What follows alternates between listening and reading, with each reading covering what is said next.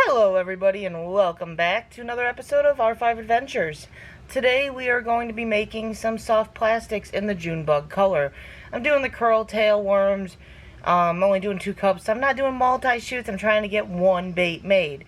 When you start out, you have your plastisol looks like this. It's white, milky. It's got to be mixed well. It's got to be heated up to a minimum of 350 degrees so that it can do its conversion and it can change.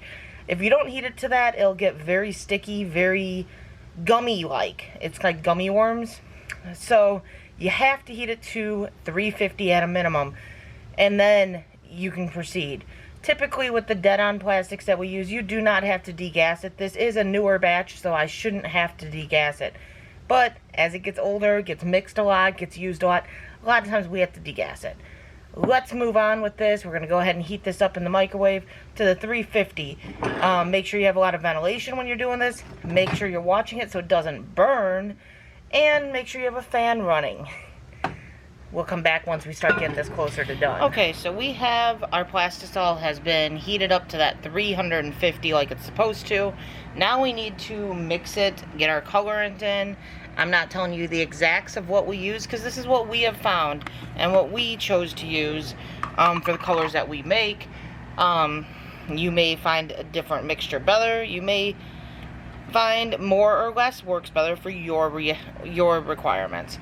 So we use both size or 2 different size glitter in this colorant for the junebug. It's a green glitter. 1 scoop of each. I'm not going to tell you the size of that scoop.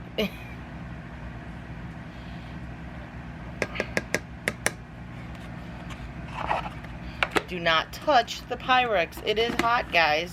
It's probably around 300 degrees right now. We're going to use the junebug colorant. I'm not going to say the exact number of drops that we're going to use.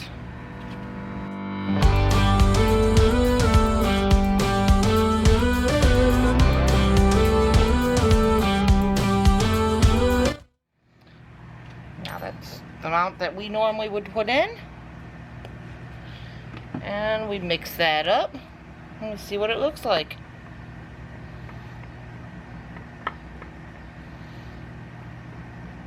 Again, we're doing the junebug color. We only are shooting 1 mold. We did order some more molds. We'll have duplicates of some of these coming up here. Also would like to get a couple. Using 2. These are meant to withstand the heat so you don't burn yourself. I only go up the hand that's holding the injector. I didn't check temperatures because I know it's still hot enough to do 1 mold. So you go over to the mold. Sorry, you guys can't really see that mold. You apply steady pressure downwards. Not too strong, not too light. Keep a little extra pressure at the end so it fills it up. Make sure the sprue is completely full. The rest can go back into the cup. And then you also want to make sure that this sprue stays full as it shrinks. Because as the plastisol cools, it does shrink. So you want to make sure that stays full. So that way you don't end up with air bubbles.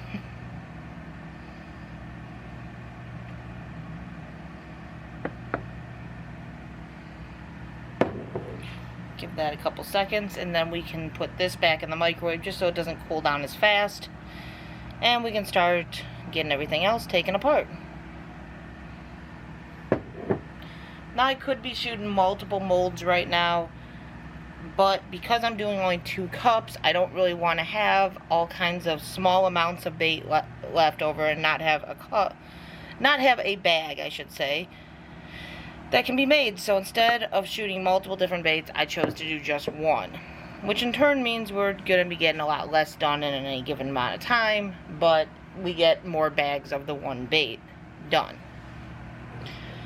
So that should be more or less done shrinking. This one doesn't shrink very bad. Go into the microwave because that can get reheated multiple times back to temperature. We're going to clean all of our tools off while we wait.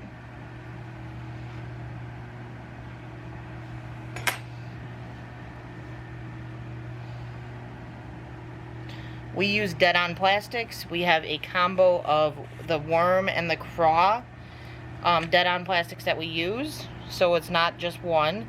We have a mixture that we do to get a little bit different of a consistency for our baits.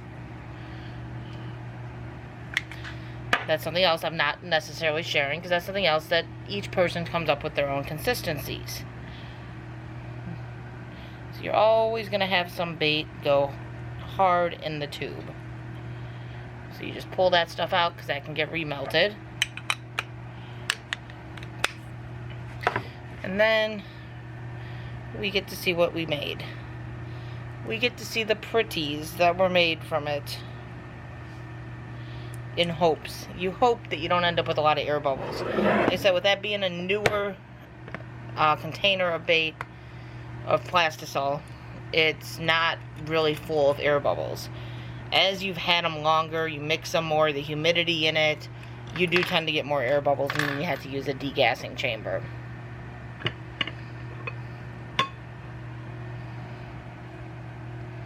So the reality of it is we should have good baits. There's our curl-tail worms in the junebug. Not a bad looking worm right there. Everything looks good. We'll throw that on again so it can heat up. Now you have to make sure you lay this flat so that it, on a flat surface like a cookie sheet, and make sure it's like straight, because that's how it's going to firm up. You want it to lay straight.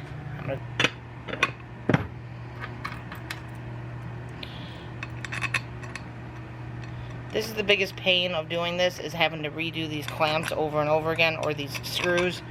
The clamp will save a lot of time.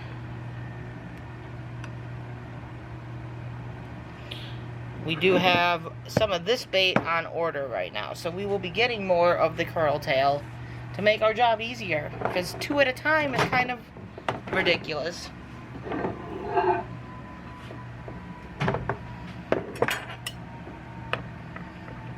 Mix it up so that the glitter isn't all sitting at the bottom. When you don't mix it, that's what happens. We already basically know the temperatures are good. You want to be shooting it somewhere around 300 to 350 typically. 300 is about the coldest you typically are going to have it going. Steady pressure down. Keep the pressure, then lift, and done.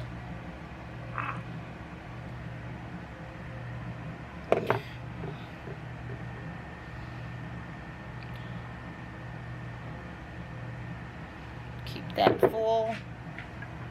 You don't want it to go below the line of the mold.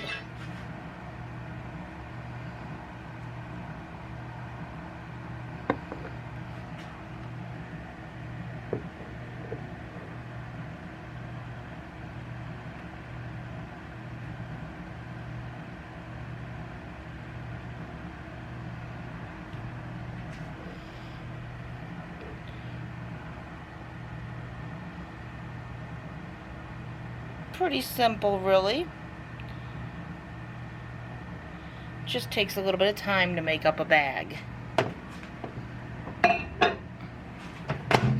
we can clean everything up.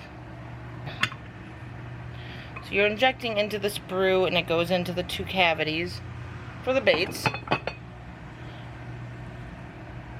The sprue just gets removed and gets thrown into the remelt, because you can remelt all this and use it again, so it's not just garbage. So that is remelt. And there's our worms.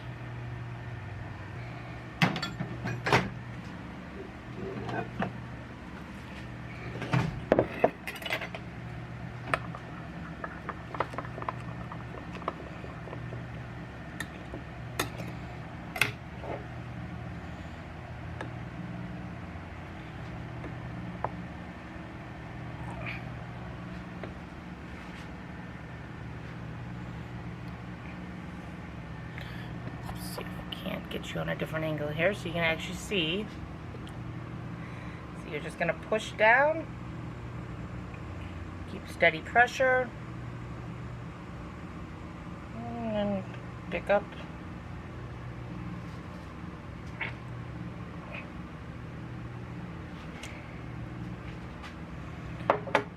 Still the same thing, you keep that sprue full. And you just basically keep going until you empty out your cup of the bait, and then you remelt until you get down to next to nothing. What we typically do when we have a lot of extra of a color, not a lot, what we can't shoot into anything else, we then take that and we put it into a remelt bag, and we eventually make a remelt color, which means we just take random colors, put them all together, melt them together, and make a new color. It's kind of interesting to see what you come up with. So that's what we do with the remelts. So, hope you guys learned a little bit from this. You now got to see how we make our own baits, the colorings, what we add, the temperatures that we have to shoot at, and you saw what the junebug red, Jesus, I can't talk, the junebug curly tail worms look like. Hope you guys have a great day. Catch you on the next one.